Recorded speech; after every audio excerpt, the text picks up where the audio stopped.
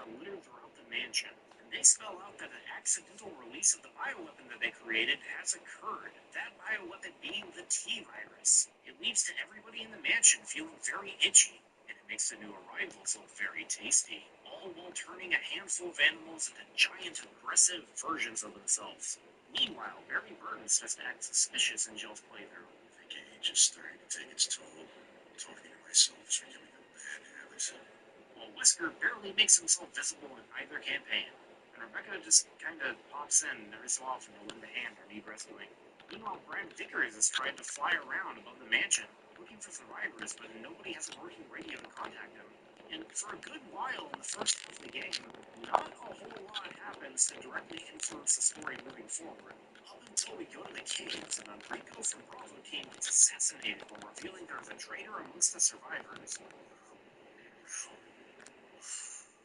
Enrico! Closer. This leads us into the lab segment where we learn that Albert Wesker once worked for Umbrella and is now using the STARS members as pawns to his own end. We meet him after the elevator, alongside the designated side characters, along with we manage to keep them alive. Barry turns on Jill because Wesker has been threatening his family. Don't blame Barry for everything. I hear that his better half and two lovely daughters will be in danger if he doesn't do everything I tell him to. But he changes sides once again to team up and take Wesker down. But in Chris's campaign, Wesker just shoots Rebecca. Don't move. She's fine. While showing off his new super cool toy, the Tyrant, Wesker inadvertently gets himself killed from not being able to control the monster, forcing the protagonist to take it down right then and there. With the creature defeated, Chris and Jill rescue each other from the jail cell and then run to the helipad to get Brad's attention. Just before he can land, the Tyrant bursts out of the ground and begins to attack all the survivors. You fight it off until Brad drops a rocket launcher from the chopper, and you use that to deliver the finishing blow.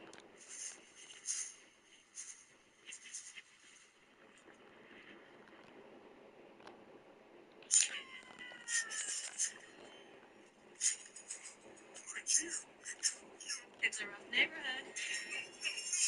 You want some protection? Here. Use this promo code and get the Epic Champion Overall for free.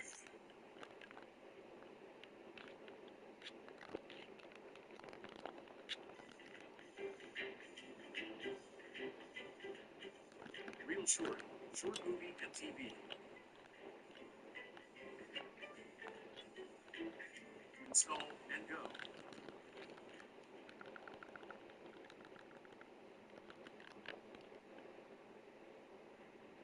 Then all the survivors escape together for a happy ending, unless you let somebody die.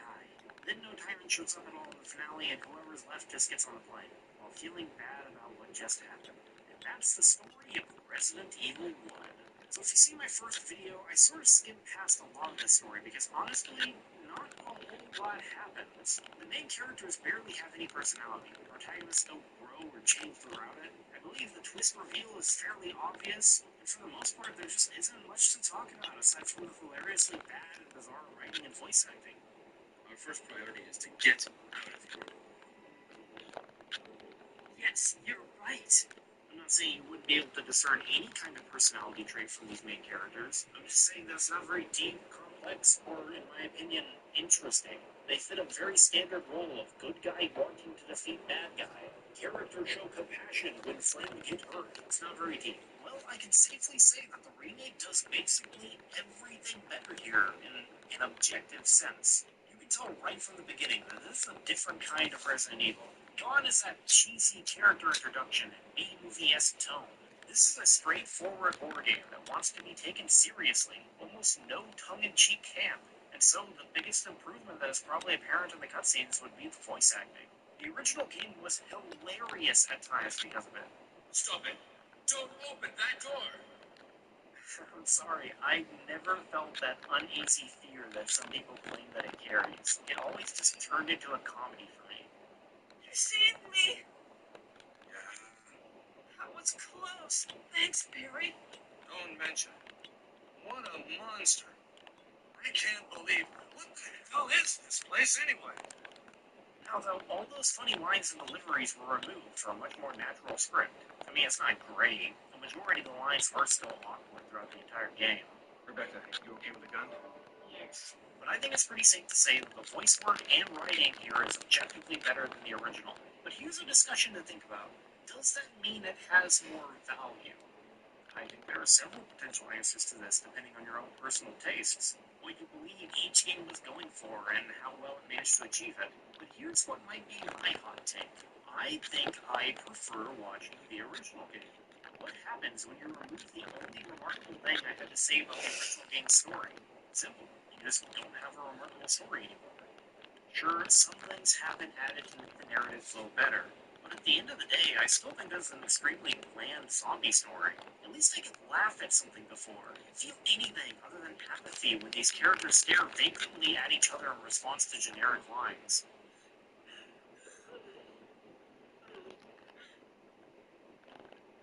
Be strong.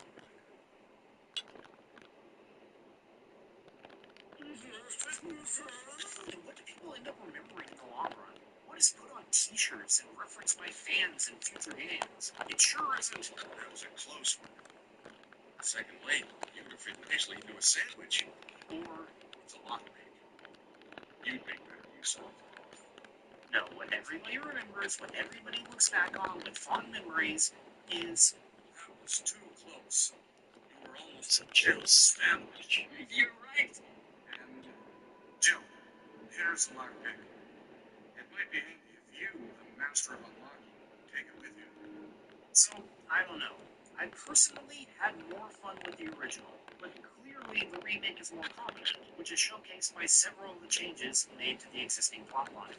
One of the big criticisms I had in the original was that Barry was way too obvious about not being the bad guy.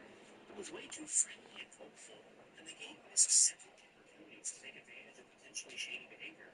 Wesker telling you to keep an eye on him only made Wesker seem more suspicious. Barry's just been a bro this whole time. What are you doing? Thankfully, in the remake, Barry is making plenty shady. He's still a pretty cool bro for the most part, but now he does several things that directly make you question his biases. One thing I really like in this part is where Barry is seen reading a note, but is surprised when Jill walks in. The note is marked off, so we can't read it. Let's leave this normal. Shit's been torn up in this mansion. The world was just like that when it came in. But if we go over to Chris's campaign where Barry is dead, we can pick it up and read the entire note, which shows us that Barry tore it off in order to hide a bit that could have implicated Wesker, since apparently everywhere that he goes, he's always known as the Sunquest guy. Now, this actually was included in the original game. The reason I bring it up here is because they streamlined the process to actually see this incredibly important cutscene. In order to see it before, you would have to go out of your way to ignore the direction that the game was giving you. We should start from the first floor, okay? Now, though, it's much more likely that any player is going to see this on their first playthrough. Or hey, you remember that one dumb part of the original game? The one where you have to jump down the hole, and Barry says that he'll be back with a rope. I thought it was just a death pit, and Barry was commanded to leave you there by Wesker, but nope. You have to wait like a minute there for Barry to fetch us a rope to get out. Just standing around, doing absolutely nothing while you wait. If you choose to leave the hole without help, I guess Barry gets his little feelings hurt by you not wanting to stand around doing fucking nothing, and he bails on the tyrant fight and then gets gravely wounded elsewhere. A terrible gameplay and narrative design, but none of that nonsense this time. Exactly what should have happened happens. You go down an elevator with Barry, you leave for a second, and when you come back, he is hightailing it the fuck out of there. The game even makes sure that you see it. You come back, you see the elevator is missing, and you're like, what? Yes, you left. And no, you specifically see his ass leaving behind to die in this pit. All this leads up to a point where you have to decide if you can even trust Barry and give him back his gun. Now I think that new players actually have some evidence in favor of distrusting him for once. He wasn't just being a weirdo and talking to himself, he actually did betray you. And it's a nice little treat if you let him die and get to pick up the photo of his family. Likely making any player who chose to kill him immediately feel some level of regret for having just let a man with a family die. The remake also does a little bit more with Wesker to make him fit into that villain a little bit better. I think there's way more that could have been done with him to make him seem like a reliable good guy in Jill's campaign. But the intro cutscene does feature him saving Chris's life, so that's something. And with his new performance, it feels like the character is a lot more confident and smug now. Much more in line with what he's turned into in Code Veronica. No more getting upset when Chris laughs at his giant custom tin doll. Wesker, you're pitiful. And interestingly, after he dies, you can find a note on his person that very ham-fistedly crams in references to all the other main Resident Evil titles. It mentions William Birkin, the European Lab, Alexia Ashford, and establishes Wesker as a key player amongst them. The only thing it's missing is a reference to Survivor. But clearly, no one would want to recall that mess, at least until Resident Evil Zero. But moving on! The biggest improvement in the story, I think, comes from what they add rather than what they change. The thing I think everybody will point to is the side story regarding George Trevor and his family, a completely new set of characters that meshes perfectly with the dark and serious tone the remake is aiming for. It begins with picking up the journal of George Trevor. Within that little space where the gold shield emblem lies, we learn about his work and involvement with Spencer, one of the founders of Umbrella. Turns out that this man is the reason why nothing in the Spencer mansion makes sense, as he was brought in specifically to design the mansion and all the obscure traps and secrets that lie within. It is great that we finally have some clear context for why the building was designed this way. It's intentionally difficult to navigate in order to hide the laboratory underneath, as well as kill or hinder any potential intruders, or as you would soon find out, prisoners. After his work was done, George's family were taken and imprisoned by Umbrella. After being locked away for 3 days, he tried his hardest to escape the mansion, while his family was taken away to be used as experiments. But he ended up succumbing to his own creation. The final moments of his life are shared in his journal. After he'd been running for days and was dying from thirst and starvation, he managed to escape into the hole, only to discover a grave with his name on it. Spencer knew he would die here, and so he ends up dying, with his last thoughts being how regretful he was that he got his family involved here. That's a fascinating way to finally explain why the mansion is so convoluted, because that was always the go-to game logic joke for this franchise. Goes to Resident Evil as Mario eating mushrooms means that he is high, was to Super Mario Brothers. It explains it all very nicely in a don't think about it kind of way. I mean, it doesn't seem like the puzzles work backwards, and they all sequentially lead straight to the lab, not an escape. The only reason we don't run out the front door in this game is because there's a bunch of zombie dogs out there. I don't think that was a problem back then. And that's not even asking if the people who worked and lived here had to solve abstract puzzles or carry around medallions to get from one place to another. It is kind of funny, though, that Georgie struggled so hard and ended up dying to some of the most simplest puzzles ever. He ended his journal right in his grave, when all he had to do was press a button to open it up. There's a lot of questions to ask here if it's supposed to be taken seriously. But since the mansion's complexity is barely acknowledged in the story, I'll overlook it. But that's not where this story ends, nor is it what people really remember.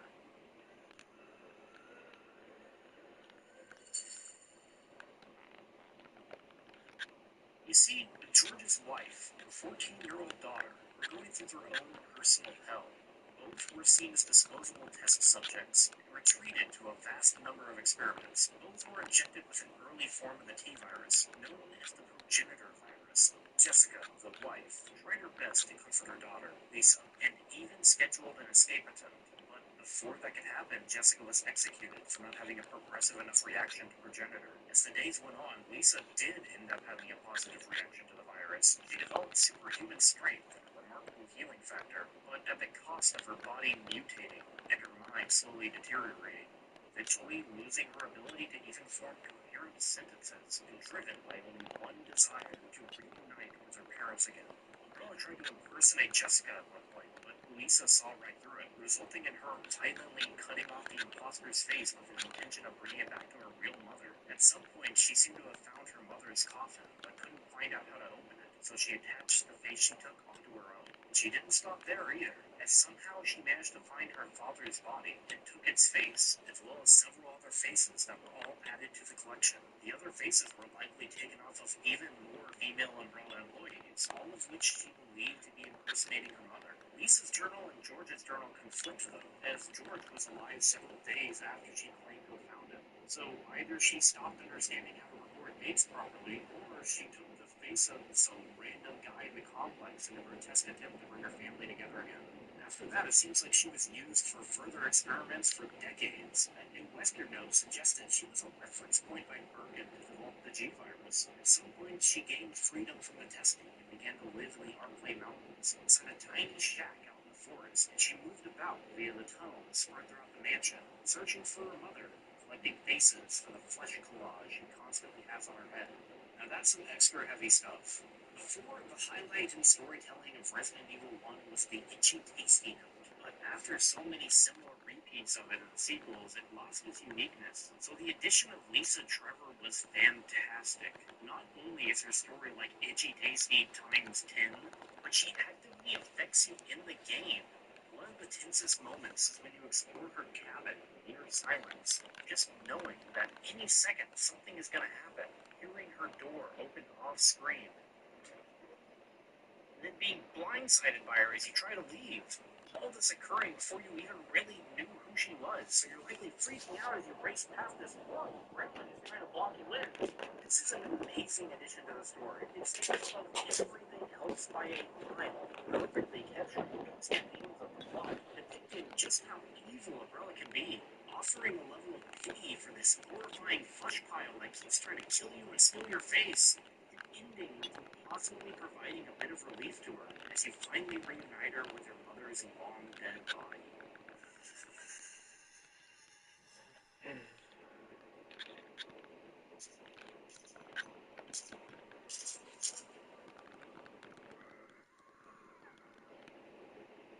The source for the game has clearly been improved from the original. Things like the Trevor family are great additions that, while introducing some new questions, are at least better than not even attempting to. It's just a shame that the story was never that deep to begin with, and way more could have been done to improve the plot and characters from what we originally had.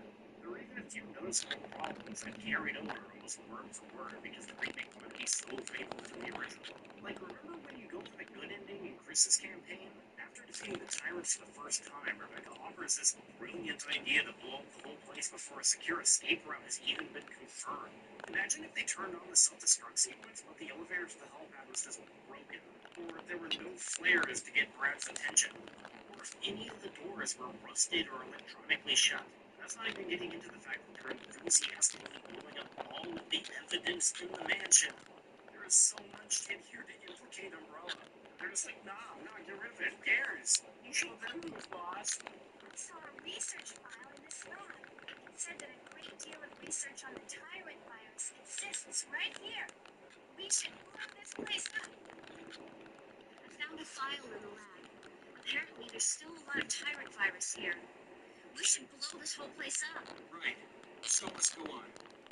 Probably could have easily changed that to Wesker being implied to be the one who activated the self-destruct. Just like in Jill's campaign. Wesker must have set it off. Let's hurry. Especially since we now know that he did survive this encounter somehow.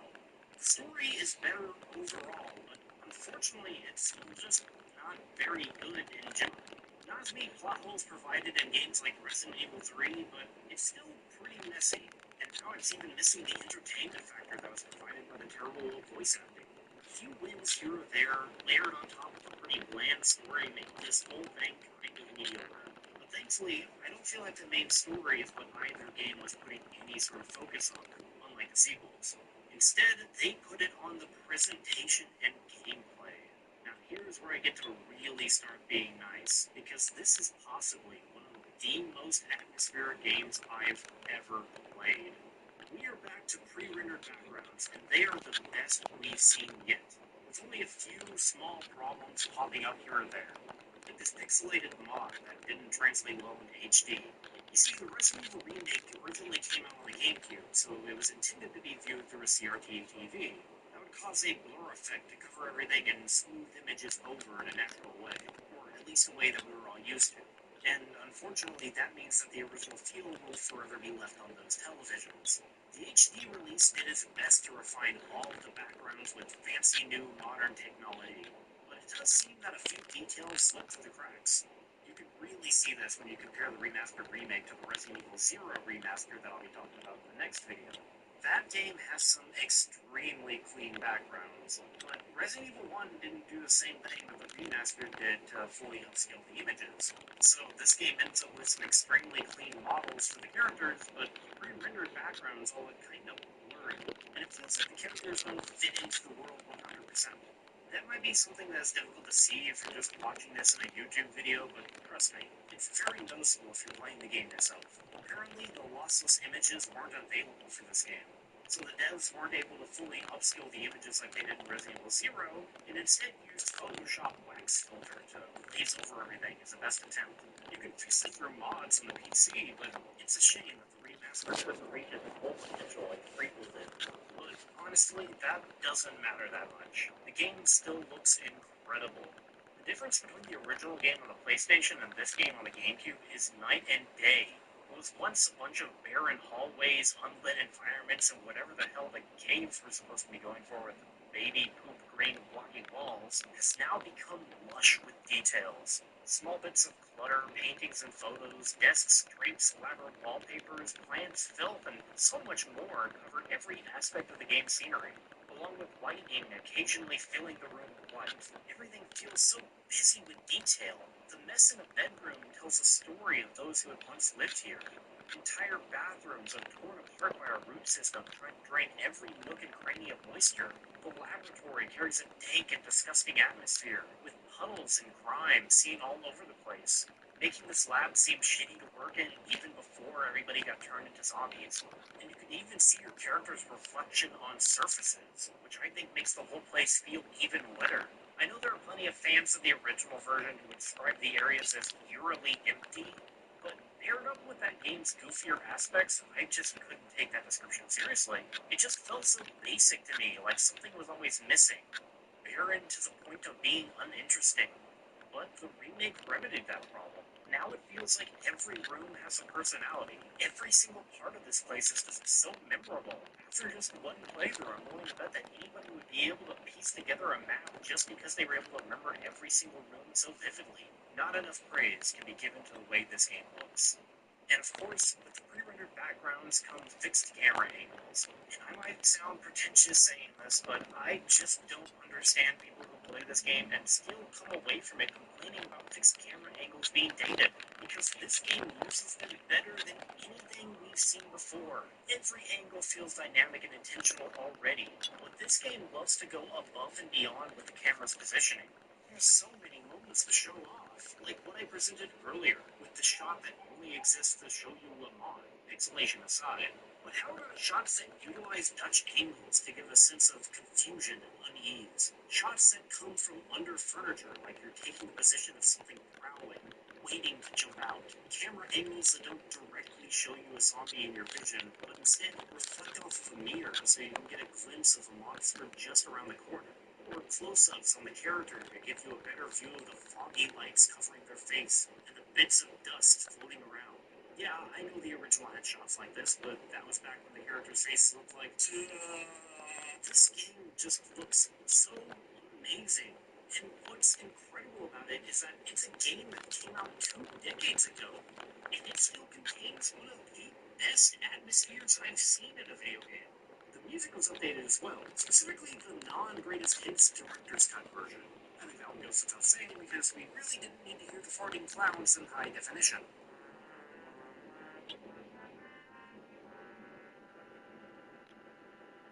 But even if I'm nice to that soundtrack, it just wouldn't have fit in this game at all. Often the tracks were just bad, but the ones that could be considered good were usually in the wrong game. Or even when it wanted to be spooky, it would come off as melodramatic and silly, something you play in a horror-themed children's game, not something that genuinely wanted to be taken seriously.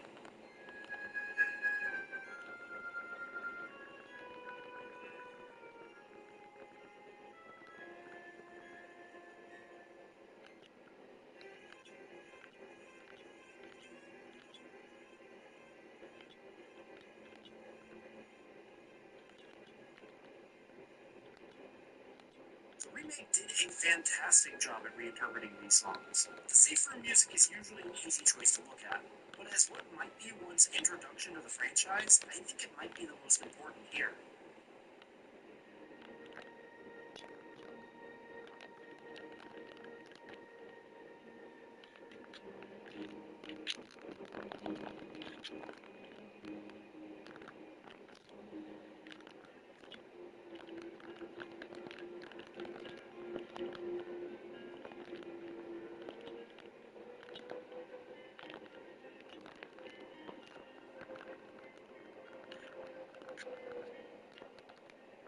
really showcases that feeling of safety overlaid by imminent danger just outside, a calming tune that plays, while underneath it is an eerie droning sound, something that I've likened to whales in the distance. It makes me feel different emotions depending on what part of the track I focus on.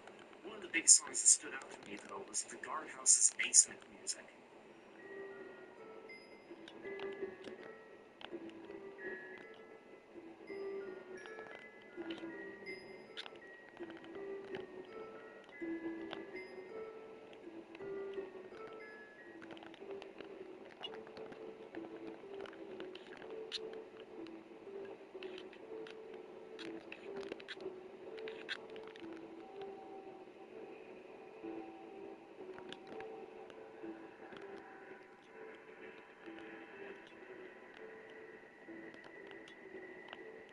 The remake slowed it way down and added an echo effect that makes it feel like it's reflecting off of all the empty hallways in the place. The music in the original was pretty good on its own, but as a remake, it really pulled out the potential that was already there, or it just removed some of the more annoying aspects. Remember the dogs howling every 3 seconds in the original game? No more of that here. The dog still howls, but it's a lot more spread out, making the majority of the track consist of the ambient sounds of nature.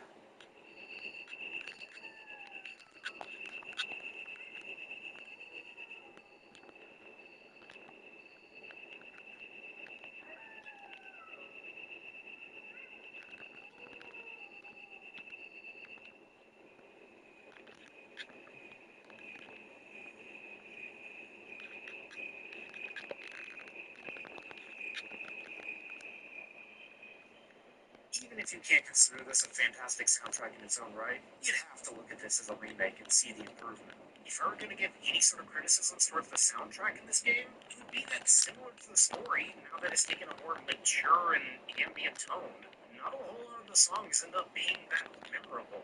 There are definitely some bangers in there that I just brought up, but over 50% of these songs really are just ambient noises and low droning sounds.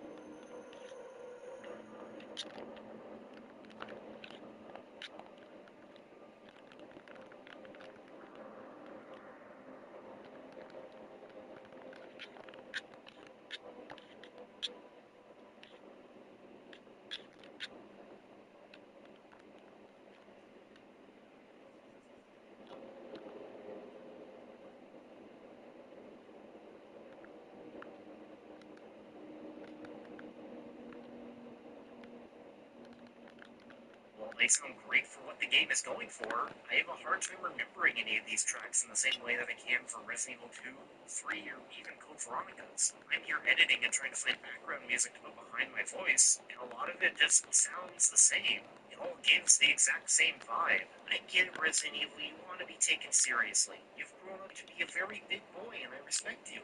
But part of me misses the bombastic and campy tones of the previous games. Now we get to the core of any video game discussion. I was already a big fan of the original game's gameplay. Despite being essentially the game that defined survival horror for the next generation, it managed to hit a lot of nails on the head right out of the gate.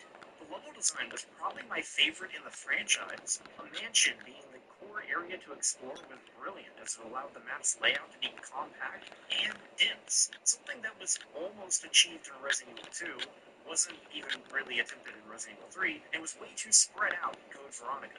The puzzles were mostly satisfying to solve with a mix of logic, informational, and your 4th grade homework. The items were scarce, inventory was limited to 6 and 8 slots, and the enemies were relentless, for better or worse. The game's biggest problems were mainly from it being a first attempt, and there not being enough quality of life changes that made the future games much more manageable. Definitely not perfect, and it led to some frustrating moments, but I still had a good time. All it needed was a bit of refinement, and that's exactly what remakes are made to do. The Resident Evil remake brought the game to the modern era with almost all of the quality of life changes that were slowly introduced into the franchise.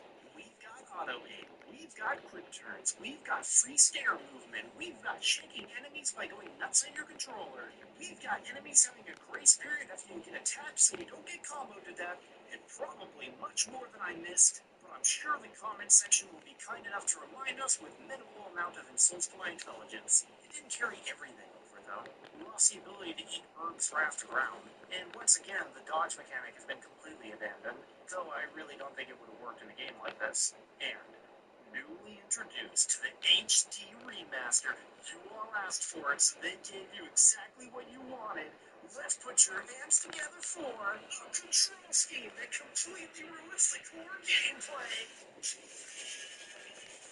Oh boy, before we move on to every aspect of the gameplay, let's talk about that now. So the Resident Evil remake did kind of poorly in terms of sales, right? And according to everyone, from games journalists to the average consumer, a big point of contention was still one of Resident Evil's most defining factors: tank controls. I said it in the first video I made, and yes, I'm still going to die on this hill. Tank controls are not archaic, and they are not inherently bad. I believe anyone can learn how to utilize them if he doesn't give yourself a chance to learn. Yeah, it's going to be an adjustment coming from modern games, but that doesn't make it bad, especially when the whole game is built around it. See, that's the key factor here. How the game utilizes the controls that they give you. And the original Resident Evil was a hard game, don't get me wrong, but if it was the type of game where it's throwing incredibly quick and fast enemies at you that you're expected to react to at lightning speed, then you would have an argument as to why the controls don't work. You'd be put up against things that are attacking way too fast for you to react to with this control scheme.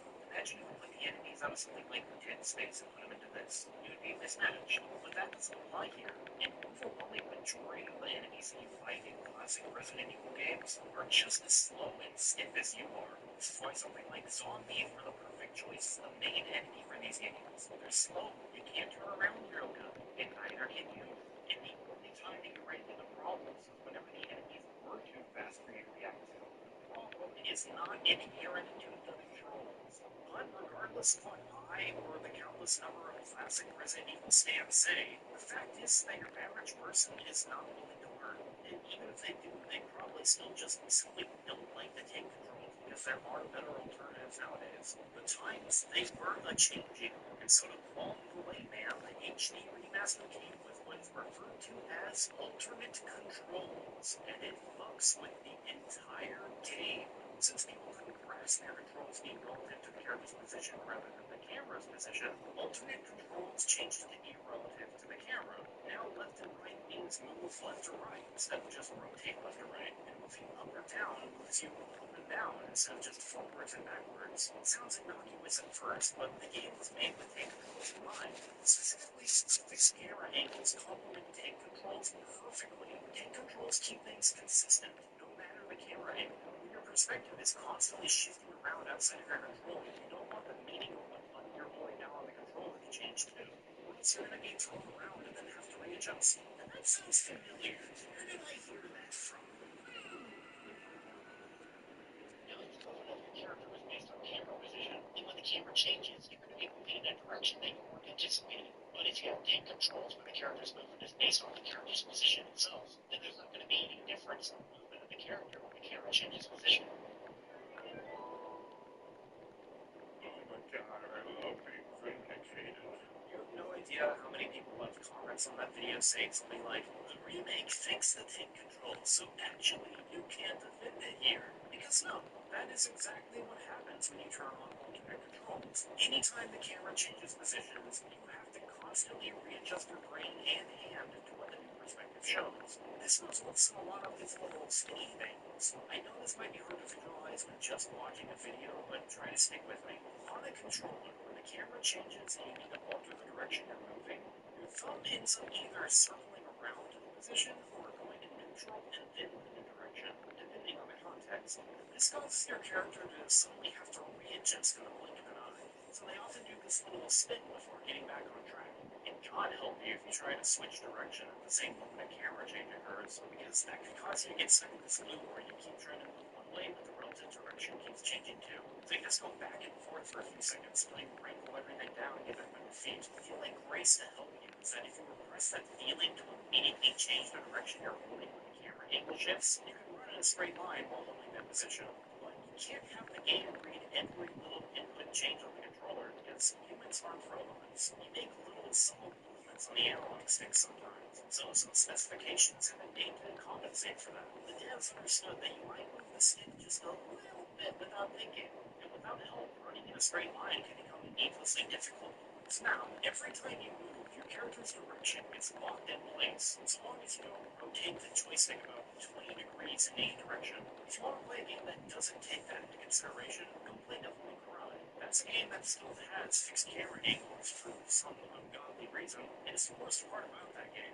Dante will spin at the drop of a hat, and it can completely ruin the flow of your combo. It ends up affecting the Resident Evil remake, though, in a completely different way. Whenever you try to recode the controls in a way that the original game didn't intend, it causes a lot of side effects that the game isn't prepared for without completely redoing everything. Like, sometimes you need those subtle movements on the controller, but because the game is holding you back from making them, you end up awkwardly running into a wall and you manage to jerk back your control. You just need to turn a few degrees to the left or right so you're not losing your speed, but then you have to pull out of it and move too far and you're running into a wall in the opposite direction, so then you have to readjust the relative position of the camera again. It just condensed all of this down to a few seconds of annoyance that occurs over and over and over throughout the entire game. After all that, you're probably saying, just shut up and go back to classic controls then, Grandpa. But that's the weird thing. Despite all the annoying problems it causes, alternate controls also make you crazy overpowered. The game never expected you to be able to make turns this quickly. The quick turn was supposed to be your max speed in turning around. Everything here was built around how fast your character can move, including your turning speed. Those bonus zombies were never prepared for you to create a cyclone right in front of them. The tactic of baiting an attack and then moving around them is incredibly easy to do in this game. You can bait the attack and then bail faster than the enemy can respond. It's pretty easy to do. This control scheme has the capability of breaking the entire game, absolutely spitting on the intricately designed difficulty that was originally here. But it's such a weird case because if you're playing for maximum efficiency, you'll be using the alternate controls for the speed it offers you. You'll also be constantly annoyed as you fight the game to do the simplest things. It feels awful to use the majority of the time, and it ignores the intended difficulty, so honestly, I simply think it should really good. But if it helps somebody get into the franchise, then I guess it served its purpose. If you do play this game yourself, though, I would recommend the original controls. What I find weird, though, is why didn't they go for another contender if they're trying to please newcomers this much? Honestly, do we still need door transitions? Back then, they were being used as both a way to build up tension and hide loading screens between rooms. But now that we're in the far-off future of 2015, do we really need it? From my experience watching other people play these games, the door transitions usually do a great job of building up tension as you go through a new room because you never know what's going to be there. But the problem occurs whenever you have to go through these rooms multiple times. Whenever you get lost or confused or you don't know where a certain item is, then you're going through room after room after room with no clear direction. And whenever you want to speed up and get to the next part of the game already, you're having to sit through all these goddamn transitions. And you know who's most likely to get in that scenario? New players. Yeah, the door transitions are iconic to Resident Evil. I'm not saying get rid of them. But at the very least, why can't we skip them? Why can't we just press the start button and skip to the next part of it? Or even better, have an option that you can turn on or off depending on whether or not you want the door transitions. I just think it's weird that so much work was put into the control scheme, but not into quality of life features like this. Okay, with the alternate controls constantly lingering over our head, we can now get into the actual gameplay and how it's been changed. Once you start a new game in the remake, you will be asked to select one of three choices. These are the difficulty options, and they're rarely worded as engineered for some kind of nature walk you prefer. I'm pretty sure this was a reference to the Stars game is heading into the Arclight modes, but in my experience, I've seen this confuse new players more than impress them from the creativity. These choices represent very easy, and normal difficulties. The HD remaster introduced the third difficulty, the very easy mode, while the original release only had two, because again, devs were worried about the game being way too difficult for the youngins who never touched a game like this before. If you're asking where hard difficulty is, that one is specifically restricted for a second playthrough, for some reason. The difficulty here ended up having pretty limited applications, with only a few stats and item drops being increased or decreased depending on what you chose. I'll be saving most of that for the in-game talk though, since hard isn't unlocked until then. But for now, I'll just say that normal is probably the intended difficulty, and what I found to be the most reasonable experience. We'll also be choosing either Chris Redfield or Jill Valentine to play as. Aside from the story changes, the main big difference between the two would be that Jill gets 8 inventory slots, while Chris just gets 6. Jill gets a lot of it, while Chris gets a lighter, meaning he has to utilize small keys throughout the mansion. And Chris never gets the grenade launcher, just a shitty flamethrower that feels awful to use. And just like I said in my first video, I'm still really confused why they made Chris front and center here. The majority of players will just pick the first option they see, and Chris is clearly the harder path, the less intriguing story. If you play through Chris first and already know that Wesker is the big bad man, then seeing Barry get a lot of heat in Jill's story removes any impact the twist might have had. And new players really shouldn't be stuck with 6 inventory slots. They're the most likely to make mistakes, and having such a harsh limitation will only deter them from playing more.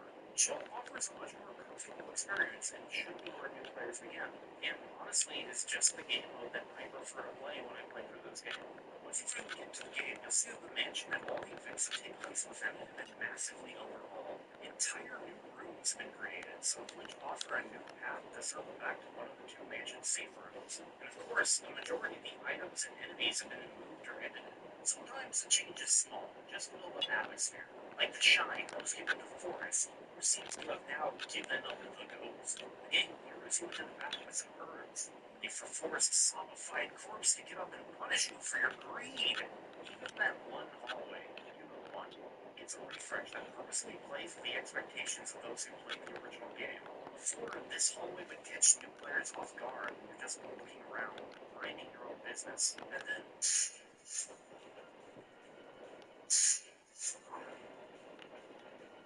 it was shocking and genuinely threatening, so it made a lasting impression. When a veteran player comes into the remake, they approach this hallway, asshole puckered in anticipation, and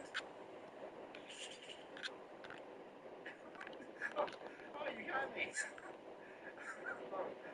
For a second there, I thought that you were more often the game utilizes a new layout to either make your life easier or to make you suffer with even more limited resources for you to manage. I think it was a brilliant choice to make this one door, one that leads directly to one of the safe rooms, a limited use passage where the door operates and slowly uses. It becomes one way only, and if you become too reliant on running to the storage chest, then you can also have fun running down that alternate hallway.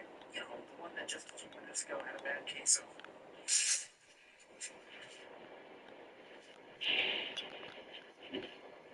Oh, and don't be too reliant on just running away from enemies all the time now. You thought that leaving that one guy alive in that room you'll never return to was smart. Hell no, brother. These fellas can bust open doors now. Many of the zombies will just open a door later on, repopulating a room that you had once cleared out. So what you thought might have been a smart choice before can end up directly blowing up in your face just because you wanted to save those 8 handgun rounds. That shark tank in the restaurant says has had a massive blow-up. Was once just an awkward square that lasted literally 1 minute, has turned into an entire flooded laboratory. Realistically, you wouldn't stay in this room for very long, but I love how the music really starts to kick in once you get a glimpse of the single menacing shark that's swimming around deep below. Like he's just browsing the buffet for now.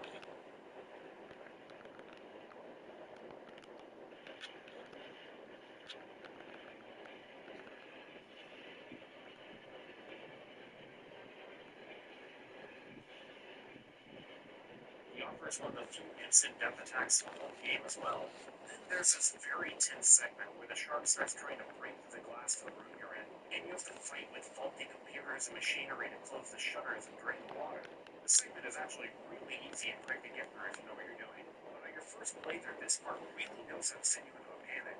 Then immediately after that, you meet the big boy himself who's in shallow water. Despite having drained the entire aqua ring, he still manages to corner you. You have to utilize some nearby machinery to electrocute it. And of course, the key item that you need ends up falling directly in front of his body, anxiously preparing you for a jump scare. But nothing happens. I love when horror games force you to initiate something that you really don't want to do, because you just know it's gonna go badly, but you gotta continue the game. With the big bad doggy that you have to call on the whistle, the game sets up that there's this extra aggressive Cerberus out on the balcony, with something around his neck. And when you get out there, does the game trigger the events itself? Oh no. You need to go into your inventory and willingly blow into that thing yourself. And if you think it is just a normal dog, then no, it actually is souped up with extra health. And it all happens in this really cramped space, so there's a pretty good chance you're gonna get a bite or two taken out of you. And then there's the huge don't panic moment in the lab where you have to refill the fuel canister. The game makes it very clear that you cannot shake this vial too much or else it'll explode right there in your pocket, causing an instant death. So you have to carefully and slowly walk all the way back to the generator room, knowing that any second something could pop right out at you, kill you in an instant. On my first playthrough, this was overwhelmingly nerve-wracking to me. On subsequent playthrough, you come to realize that so long as you cleared the area previously, this part is nothing more than a nice walking dig into system laboratories. But that first time, it really knows how to fuck with you. And surprisingly, this is actually one of the few moments I feel could have totally been improved by the alternate control scheme. At least on the controller. The take controls, it's simple, just don't press the run button. But using an analog stick, you have to create a mental effort to not push too hard in one direction at all times. Lets you push too far and help the lab see God's glory. Then there would be more tension and focus required even on repeat playthroughs. But that's just me dreaming because the alternate controls let you use take controls with the D-pad. And even if they didn't, you could just manually switch controls back in the menu. You'd probably be neglectful if I didn't bring up the other side of this argument though. Look, I'm a fan of these moments, but there's no denying that whenever you replay this game, these moments only have diminishing returns. Yeah, I like to play through video games more than once. I know, crazy. And you know that the shark isn't gonna jump up and bite you, or that nothing's gonna pop out and attack you while you're carrying the fuel canister. Many of these originally scary moments become tedious. Games like Resident Evil often heavily encourage replays, so looking at it from the angle of a second playthrough is very important. That's why it's a shame that this game couldn't have taken notes from something like Resident Evil 3 and incorporated at least a bit of randomization whenever you start a new game. On the subject of shames, there is one small difference that I'm really disappointed didn't make it in. Whenever you play the remake, both the Chris and Jill campaigns end up playing out almost identically. Aside from the story cutscenes and scripted events, everything is the same. The path you begin, the journal you take throughout the mansion, and the first few puzzles you have to solve. What I remember catching me off guard in the original game was that depending on who you play with, the initial path you take for the first hour or so is completely different, solely because this door here requires a different key for each character. It was a nice way to shake things up on a second playthrough, at least until the building fully opened up and the paths merged. When I played as Chris in this game, I remember having a lot more desperation for ammo because of this. Less of the ammo spots I was aware of were available yet, and because Chris doesn't get the shotgun until much later, I have less means to defend myself. It felt much more challenging to me, but I never ran into that problem in the remake. Overall, the remake just feels easier than the original. Sometimes for better, sometimes for worse. One reason is that the game introduced a new resource called defensive items, with both characters having a unique one for each of their playthroughs. These are items that exist as a get-out-of-jail-free card whenever you get grabbed, allowing for a bit more leniency when it comes to taking damage. Daggers are available to both characters, and they don't do anything special besides deal a bit of damage. Jill gets these batteries, which deal a lot of damage, but might not kill all zombies depending on the difficulty you're playing on. While Chris gets flash grenades, which will kill and decapitate a zombie on any difficulty, at the cost of having a little bit of a delay and the capability of hurting yourself with the explosion. With these, you're allowed to make a mistake or two without eating into your health reserves. And these are fantastic because on harder difficulties, taking one hit can be extremely punishing. And even whenever you're an expert, you sometimes just make a stupid mistake. This ensures that you aren't punished too harshly and are actually allowed to play at a level just below perfection without trivializing the game. And talking about additional limited resources, here is one of the biggest additions in the game. As you explore around, you might notice a few bodies laying around. That's kind of weird, but what's weirder is that every time I kill a guy, their body doesn't disappear. Usually the game would delete those every time you come back to an area, but now they seem to be sticking around. It's not that unusual, just your average rotting corpse, quite a few of those nowadays. So we'll just be passing by to pick up the... here. I guess I'll live here now. Say hello to the Crimson Heads. This is their first introduction to them, right in a position where it's more likely that you'll just get a brief glimpse of it suddenly rising off the ground before you go through the door, making you painfully aware that regardless of whatever the hell that was, you're gonna have to say hello to it on your way back out. Crimson Heads are extremely aggressive and fast, easily catching up with you if you make even the slightest wrong move. And the best part about them, how often they exist, is of the player's skill and understanding of the game. So the zombies magically disappearing from reality whenever you enter a door, that doesn't happen anymore. When you kill a zombie, their body is going to in essence stay around, acting as a constant reminder of what you've done so far. There's a note next to a lighter that informs you about the proper way to dispose of bodies. Why exactly you might be doing that was still unknown before now. After meeting our friend here, you're likely to start to realize why. Depending on your difficulty, after a somewhat randomized amount of time, any zombie that you left laying around after you killed it will start to get back up. And if you've killed every single enemy you've came across so far, you might be shitting yourself right about now. According to the scientists who studied the T-virus's effects, anytime a human host body becomes incapacitated, the virus within them begins to reactivate and heavily injures the body. One body brushes with the skin, turning it into pure red. They grow intimidating claws, drastically increasing their visibility. The scientists first discovered this thing was several men and one body away from the underground. The only way to stop this from happening is for a head and some stackers made reds. See what you kill. This is where the flask into a lighter come into play. Pour some gasoline on the bodies and burn them away before they get back up and justify your life insurance. But oh no!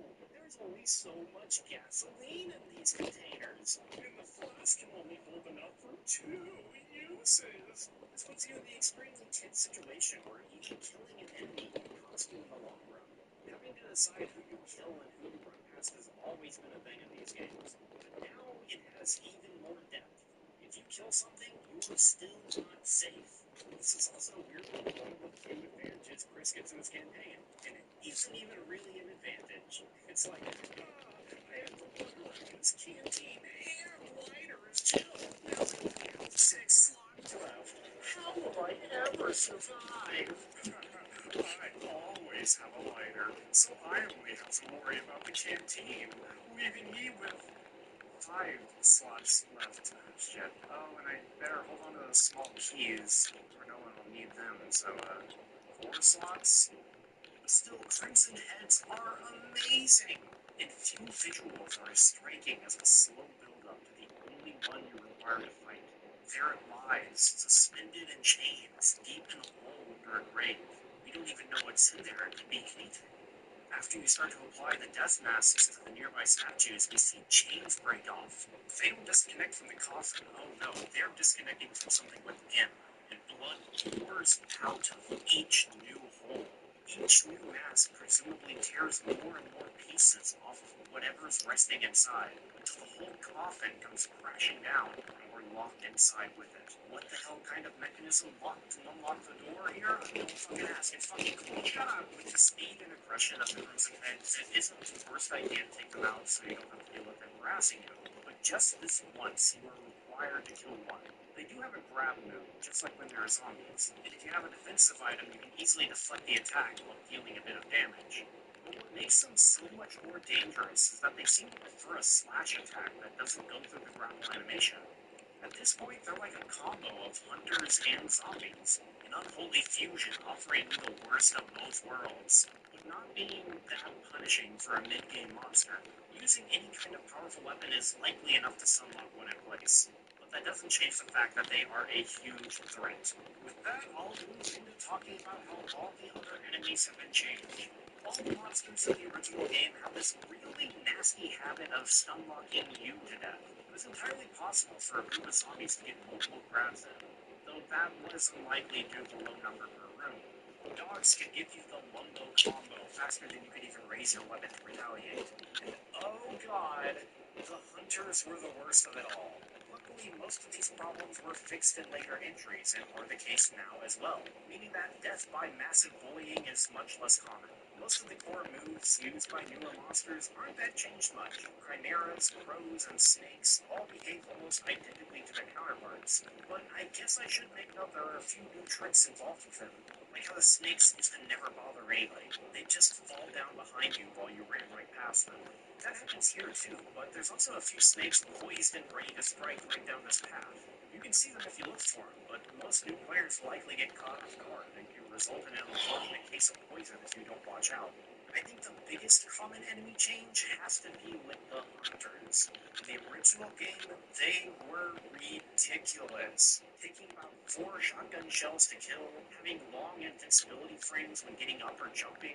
They were often placed in rooms with multiple hunters in it. The ability to immediately jump after getting knocked down, have an insta-kill move, and they could attack and move so swiftly that if they got into the right rhythm, your run would end right there.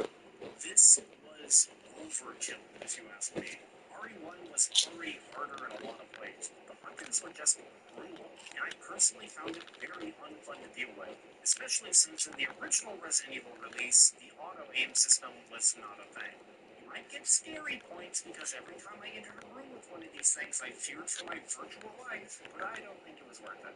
A lot of that has been heavily nerfed in the remake. Now hunters only take about 2 shotgun rounds to kill, and their movements are a bit slower and more predictable. They still are a very real threat, but the cheapness and tedium has been removed. The instant kill move that was in the original returns here, but it's much slower and easier to predict. At the time of writing, the Resident Evil Wiki says that this only occurs whenever the player is in orange caution or below, but I literally have footage of me and Fine and getting insta-kills, so I don't know, I feel like somebody's missing some information here.